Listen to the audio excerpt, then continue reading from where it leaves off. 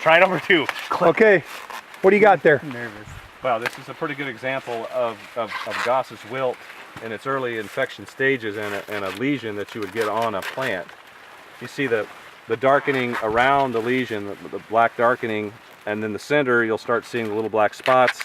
If you look very closely, which you're not going to see it on here very easily, but there's oftentimes a little silver exudate because this is a bacterial infection. And so that will actually exude out a little bit of what we call an exudate on the leaf, and you can actually see a little silver stuff. This will go ahead and eventually get big enough because it's bacterial, it's moving through the tissue, and it will get big enough where it will actually engulf the entire leaf. And all you're getting at that point is a total reduction in the ability of the plant to make sugars and move them back to the plant, so it shuts down your system basically.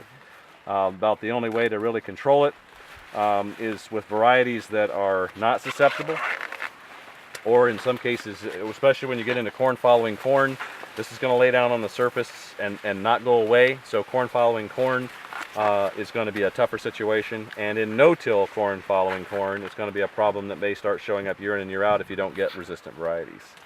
So if you do see a lot of this, and we've seen a few fields out here this year, and it is corn following corn, and there is a lot of tissue and residue on the surface, then either get some beans or wheat into it and get it into rotation, or it's not a bad idea maybe to run a disc over and till it up. So. What kind of yield reduction are you talking about potentially? Well, in this particular case, as late as the infection started on this crop, this is probably going to be no yield reduction whatsoever, unless for some reason it would spread like wildfire up through the plant. Now this was taken on about an ear leaf.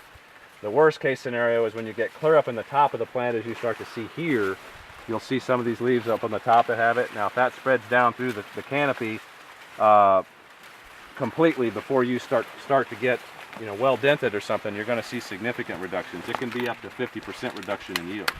But in this particular case, from what we're seeing right now, you're into dent pretty much already. You're probably not going to see that much of a problem because you've got pretty good tip fill and other things in here, Tony. So it should be pretty good. There's nothing you can spray on it, right?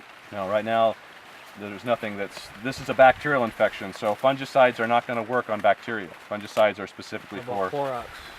Clorox. If you actually caught it early enough and had some Clorox, there's a potential that would have an impact on it. Yeah. But that's not something that most of the universities are probably checking right now. So, but since it is bacterial, it does have an impact. So and if you're going to do that, a 1% solution is what you want. A gallon and 100 gallons of water, and go spray if you want to check it. So the best way to deal with it is variety and rotation. Variety and rotation at this point is about the best thing. Yeah. And if you're going to find that a lot of the Roundup Ready varieties are going to be more susceptible. So lesser use of Roundup, or if you're going to spray Roundup, make sure you're putting in micronutrients with it, because it's no different than an infection. If your immune system is compromised because you don't have enough micronutrients or things to make your system work right, then you can't fight off a bacterial infection. So if you're going to spray Roundup, for goodness sakes, put micronutrients in with it, especially manganese, copper, and iron are a good mix to be in there, because they are the ones that will work on disease issues specifically. Okay, I'll just drop them off. I'll have to